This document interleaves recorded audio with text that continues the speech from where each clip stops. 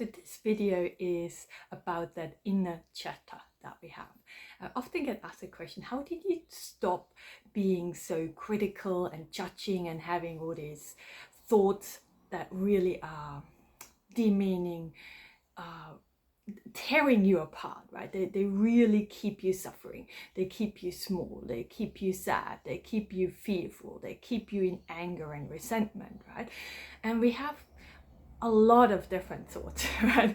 I don't know where you're at there. They could be as extreme as that you really feel like you're completely worthless, you're a waste of space. I used to think that the world would be better off without me, right? That really extreme, and to things like where you feel like that whatever you do is just not good enough. Nothing's ever good enough, right? And that criticism that we have, that chatter. And mine was very extreme, right?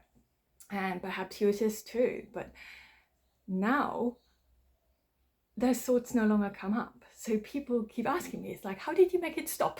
Right? Like there's I found that magic button to stop it. And it's like, I wish it was like that. But I like to use an analogy, right? You know, I like the metaphors and analogies, but this is basically how it stopped for me, how it faded out. So it's like when you're, for example, on Instagram, right? There's that algorithm, because I've looked at how to knit, right? I like knitting, I like doing centangles, I looked at tiny houses. So Instagram kind of knows I'm interested in those things. So he puts the posts up. If the post comes up and I click on it, I get more posts on the same topic, right? Showing up in my feed. Now, our mind is very similar, right? In that sense, because it knows that Tanya, or it's like the best bait for Tanya to tell her, it's like, it's not good enough. It's not right. I fall for it. I go in, I click, I not just click on it, I attach to it, I become it, I keep thinking about it and analyzing it, ruminating, and how I shouldn't have, and I have try to heal it, try to fix it, try to change it into a positive thing, right? I keep telling that algorithm I'm so interested in that thought that I am not good enough, that what I'm doing is not good enough, I am not worthy. Are you clicking on that? Every time that thought comes up in your mind, are you opening it up for a conversation? Are you reading into it? Are you analyzing it?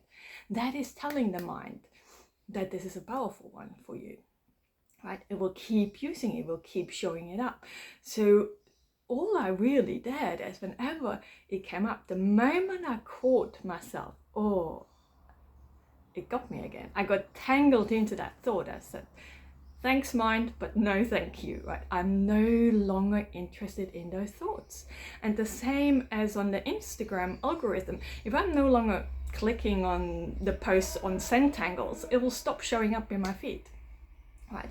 So because I stopped giving those thoughts that were critical about me, that were all doom and gloom, right? I had a lot of them. I had a lot of fearful thoughts and resentment and jealousy and things, whatever it is, right? All those thoughts, by the way, they come attached with an emotion, right?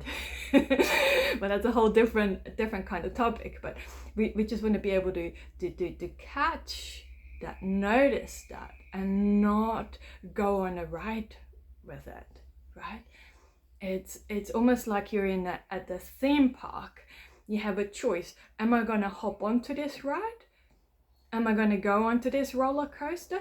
Am I going to go on the, what is it called, the dungeon cars? Or am I going to go into the haunted house? I have a choice. And with our thoughts, it is so too. But I want to flag it because I had a diagnosis of complex PTSD, clinical depression, and so forth, and anxiety disorders. So if you have clinical diagnosis on this, that pull of the mind is so the magnitude of it, it feels like that I don't have a choice in that, right? It just happens. And I want you to know I was there. It just happened, and it just kept happening, and I just kept trying to become more and more aware of what kind of thoughts are there for me. And have a therapist, right? I had a therapist. I did some healing weeks and all sorts of different things to help me to become more and more aware. What kind of thoughts am I entertaining? What kind of rides am I hopping onto? And giving myself the permission to say no, thank you. Not making them good or bad, right or wrong. Right? Having a thought that I'm worthless is no better or worse than having the thought that I am an okay person. Right? We don't want to give it value. It's just a thought. It's a thought that pops up that tries to define who this character here is, the value, and so forth that we give to it, to that thought is essentially the value that give we to that character that we are playing, that who I am, my identity, right? And that is where it becomes really sticky, right? And for me it was kind of tricky to let go of all of them, not just the thoughts that I'm worthless, but also the thoughts that I wanted to be thoughtful, that I wanted to be joyous, right? Letting go of those things too, to just allow whatever arises right now to be. I can see the thought, but I don't get involved in it. I don't give it attention. I don't give it a power. I can feel an emotion to come up. I don't wish that emotion to go away. I don't want it to stay longer. There's nothing. It's that it is there right in this moment. So for me, it was more of training a skill in attention, really, bringing back the attention and the focus to what am I paying attention to. And most of the time, when I was really sick, when I was really struggling, all of my attention went into the thought world. Right? The thinking, which comes with the emotions then as well. But I was so stuck in the thought world that I, for example, wouldn't even notice that my cat is really cutely curled up with me here and purring away, right? I was so caught up in that thought world that I didn't notice that.